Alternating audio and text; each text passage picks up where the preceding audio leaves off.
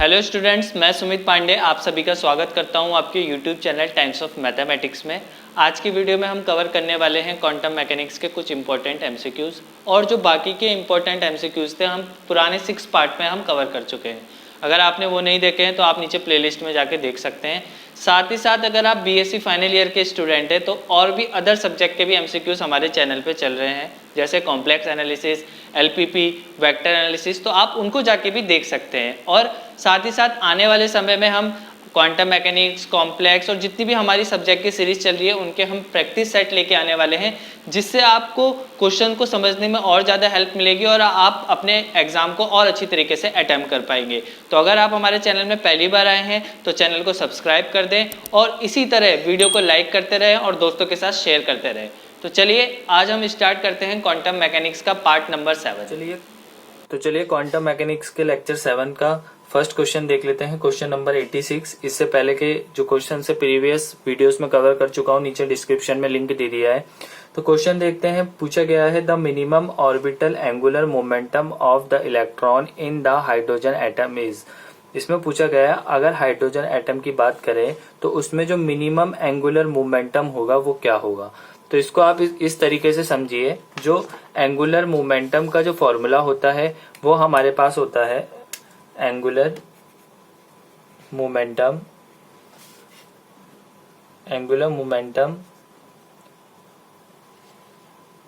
Of the electron of hydrogen, वो हमारे पास formula हो जाएगा NH/2π।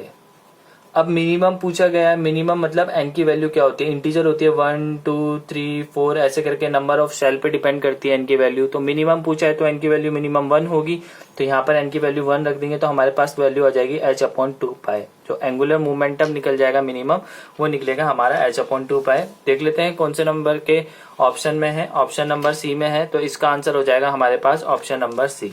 ये हमारा करेक्ट आंसर हो जाएगा। नेक्स्ट क्वेश्चन में चलते हैं। क्वेश्चन नंबर 87 में quantum tunnelling can be explained using. Quantum tunnelling को हम किस की हेल्प से एक्सप्लेन कर सकते हैं। ऑप्शन है quantisation of energy, option B है क्वांटम सुपरपोजिशन, ऑप्शन सी है स्पेशियल रिलेटिविटी और ऑप्शन डी है द फोटो इलेक्ट्रिक इफेक्ट। तो देखिए जो क्वांटम टनलिंग का कॉन्सेप्ट था वो मैंने आपको पहले भी बताया था, लास्ट वीडियो में बता रखा है। यहाँ भी देख लीजिए, शॉर्टकट में बता देता हूँ कि जैसे हमारे पास यहाँ पर एक पोटेंशियल है V और यहाँ से कोई पार्टिकल आ रहा है। अगर इस पार्टिकल की एनर्जी कम है तो क्या होना चाहिए, ये इससे टकरा के वापिस चले जाना चाहिए।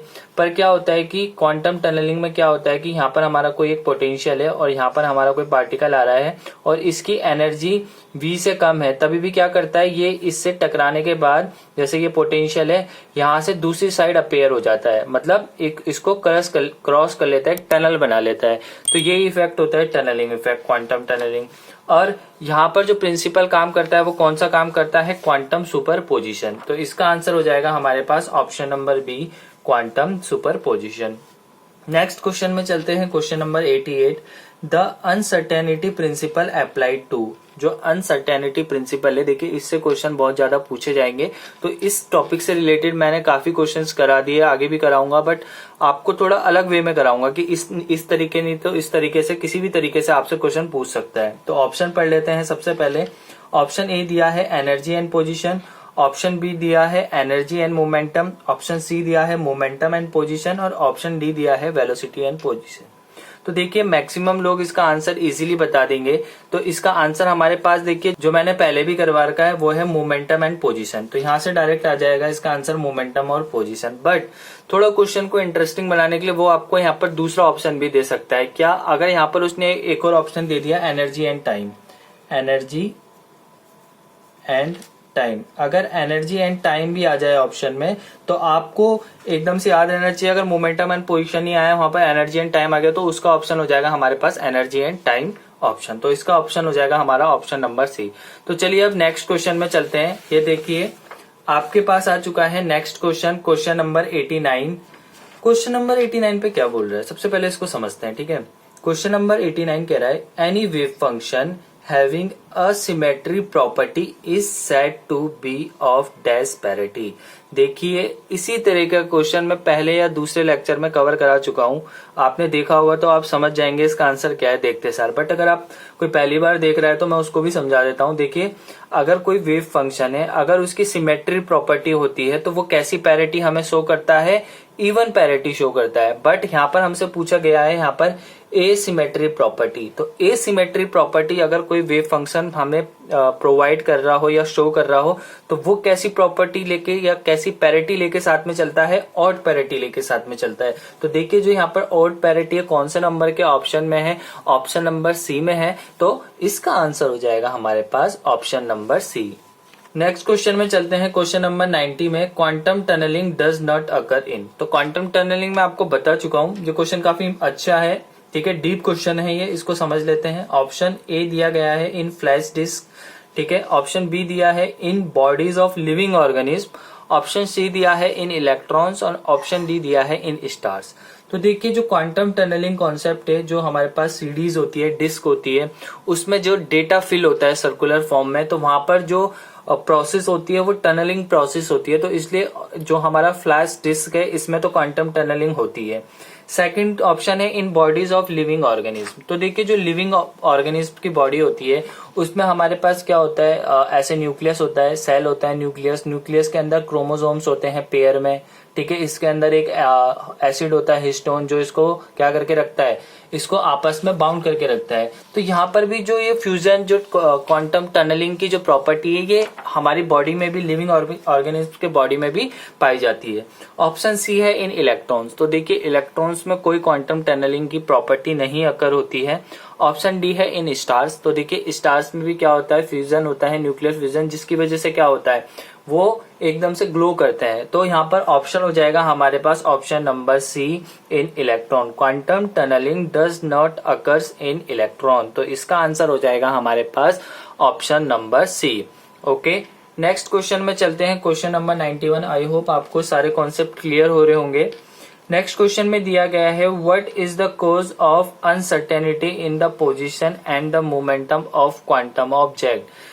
अनसर्टेनिटी, पोजीशन और मोमेंटम में अनसर्टेनिटी का कॉज क्या हो सकता है। ये क्वेश्चन बहुत बार करा चुका हूं, फिर घुमा फिरा के आ गया है।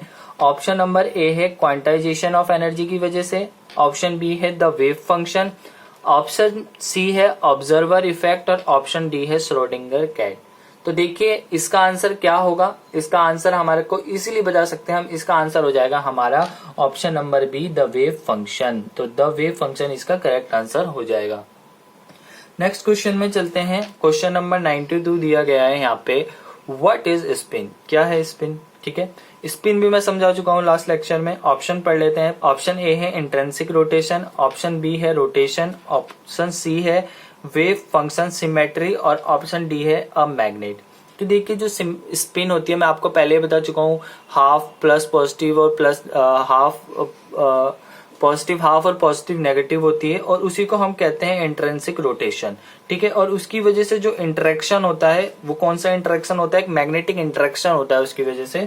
तो यहाँ पर हमें स्पिन को पूछा है, तो स्पिन को हम क्या कहते हैं, इंट्रिंसिक रोटेशन, या इसको एक नाम दिया जाता है इंट्रिंसिक एंगुलर मोमेंटम। तो यहाँ पर हमें इंट्रिंसिक एंगुलर मोमेंटम तो दिया नहीं है, ऑप्शन में दिया है इंट्रिंसिक रोटेशन, तो यहाँ पर हम लिख देंगे इंट्रिंसिक रोटेशन। ऑप्शन में ये भी आ सकता था इंट्रिंसिक एंगुलर मोमेंटम, यहाँ पर मैं लिख देता हूं इंट्रिंसिक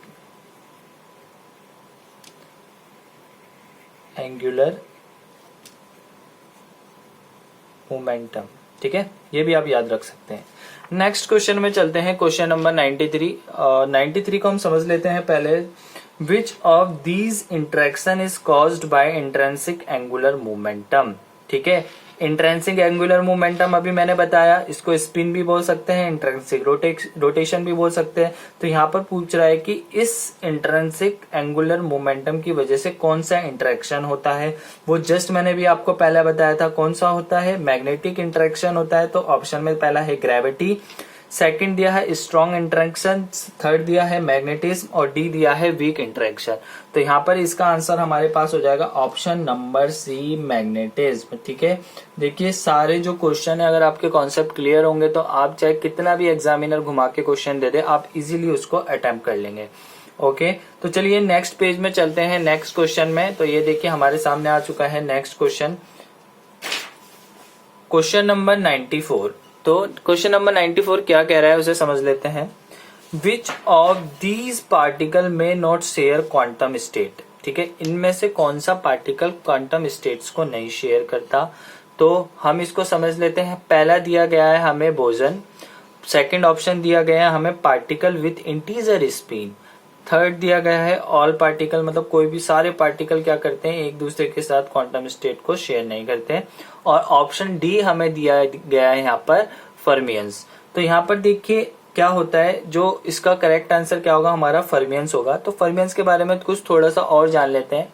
तो जो सब एटॉमिक पार्टिकल्स होते हैं फर्मियंस के, उसकी जो हमें एंगुलर मोमेंटम मिलता है, मतलब अगर हम बात करें फर्मियंस की तो इसमें जो हमें क्या मिलता है एंगुलर मोमेंटम, वो हमेशा मिलता है हाफ ऑफ ऑड नंबर। मतलब ऑड हमारे पास कौन से होते हैं जो 2 से डिविजिबल नहीं होते हैं, 1/2, 3/5 और 5/2, मतलब जो ये ऑड नंबर है इनका हमेशा क्या मिलेगा हमें हाफ मिलेगा। और जो हमारे पास बोसन है उसकी जो वैल्यू होगी वो हमेशा क्या मिलेगी यहाँ पे इवन मिलेगी। इवन का हाफ मतलब इवन नंबर ही आएगा यहाँ पे। ठीक है, तो जो हमारे पास होता है फर्मियंस, ये किसको फॉलो करता है, ये कौन सा लॉ फॉलो करता है। तो यहां से भी ये क्वेश्चन उठ के आ सकता है। तो इसका आंसर होगा हमारा पाउलीज एक्सक्लूजन प्रिंसिपल। ठीक है, और जो क्या कहता है कि किसी भी दो पार्टिकल्स की सेम प्रॉपर्टी नहीं हो सकती, मतलब no two electron can have same four quantum number. ये 4 टाइप के क्वांटम नंबर्स होते हैं, तो उनमें से कोई सा भी ऐसा इलेक्ट्रॉन नहीं होगा, कोई 2 ऐसे इलेक्ट्रॉन नहीं होंगे जिनकी जो क्वांटम नंबर है 4 में से कोई से भी क्वांटम नंबर सेम हो रहे होंगे। तो इसका आंसर हो जाएगा हमारे यहाँ पे फर्मोन्स। ठीक है, इसके रिलेटेड क्वेश्चन आपसे ज्यादा पूछे जा सकते हैं। नेक्स्ट क्वेश्चन में चलते हैं, क्वेश्चन नंबर 95 में। क्वेश्चन नंबर 95 हमसे क्या पूछ रहा है, when an observation of particle affect the state of different particle we are talking about। ठीक है, जब एक पार्टिकल का ऑब्जर्वेशन दूसरे पार्टिकल में इफेक्ट डाले तो उसको हम क्या कहेंगे। तो सबसे पहला ऑप्शन दिया है कैसमियर इफेक्ट, ऑप्शन बी दिया है क्वांटम इंटेंगलमेंट, ऑप्शन सी दिया है क्वांटम टनलिंग और ऑप्शन डी दिया गया है नन ऑफ दिस। ठीक है, तो सबसे पहले कैसमियर इफेक्ट क्या होता है ये भी आपके कोर्स में, तो इसको भी समझ लीजिए। तो कैसमियर इफेक्ट में क्या इन्होंने ऑब्जर्व करा साइंटिस्ट ने, इन्होंने बोला अगर हम 2 मिरर को, अगर हमारे पास 2 मिरर है ऐसे करके, मिरर एक हेरा, अगर हम इसको वैक्यूम में अगर हम इसको वैक्यूम में रखते हैं तो देखिए वैक्यूम क्या होता है, वैक्यूम में कोई एनवायरनमेंट तो होता नहीं, बट यहाँ पर क्या होती है हमारी ईएम वेव्स होती है, इलेक्ट्रोमैग्नेटिक वेव्स होती है, जो कि मतलब ऑल फ्रीक्वेंसीज की होती है, छोटी फ्रीक्वेंसीज, हाई फ्रीक्वेंसीज, सारी फ्रीक्वेंसीज की ईएम वेव्स होती है जिनको हम नहीं देख पाते हैं। ठीक है, अब क्या होता है अगर हम इन 2 मिरर को किसी वैक्यूम में रखा जाए तो यहाँ पर क्या होगी इलेक्ट्रॉनिक वेव्स होगी। ठीक है, कुछ वेव इसके अंदर आ जाएगी, कुछ वेव इससे टकरा के वापस भी चली जाएगी। तो ये कहता है कि कैसमियर इफेक्ट कहता है अगर 2 मिरर को हम आपस में एक दूसरे की तरफ रखें तो वो धीरे धीरे एक दूसरे को क्या करेगा, इंटरनल फोर्स होगा जो एक दूसरे को आपस की तरफ खींचेगा। ठीक है, तो इसी इफेक्ट को कहा गया है कैसमियर इफेक्ट। उसके बाद सेकंड है क्वांटम इंटेंगलमेंट, मतलब जब भी किसी एक ऑब्जेक्ट को या एक पार्टिकल को एक के रिफरेंस में समझाया जाए तो वहां पर आ जाता है हमारा क्वांटम इंटेंगलमेंट। क्वांटम टनलिंग मैं आपको समझा चुका हूँ, और डी एन नन। तो यहाँ पर जब एक पार्टिकल दूसरे को इफेक्ट कर रहा है तो यहाँ पर इसका आंसर हो जाएगा हमारे पास क्वांटम इंटेंगलमेंट। ठीक है, नेक्स्ट क्वेश्चन में चलते हैं। हमारे पास क्वेश्चन नंबर है हमारे पास 96 में पूछा है quantum superposition among other things allow object to. ठीक है, इसका आंसर क्या होगा, ऑप्शन पढ़ लेते हैं। ऑप्शन ए है बिकम वेव, ऑप्शन बी है be in many place at once, option C है हैव अ वेव फंक्शन, और ऑप्शन डी दिया गया है हमारे पास नन। तो देखिए इसका आंसर क्या होगा। तो अब जब जो कोई भी हमारी थिंग या कोई भी ऑब्जेक्ट मैनी प्लेस में होगी तो उसी को हम क्या बोलेंगे, क्वांटम सुपरपोजिशन, है ना। क्योंकि क्वांटम सुपरपोजिशन जब से आया गया है तब से जो काफी सारे कॉन्सेप्ट है उनमें डाउट हो गया, इनमें अभी मतलब इस चीज में अभी कंफ्यूजन ही चल रहा है, अभी बिल्कुल क्लियर नहीं किया गया है। तो यहाँ पर जो क्वांटम सुपरपोजिशन है इसमें क्या होता है कि जो क्या बोलते हैं हमारा ऑब्जेक्ट होता है वो क्या होता है, एक ही टाइम पे बहुत सारी जगह पे पाया जाता है।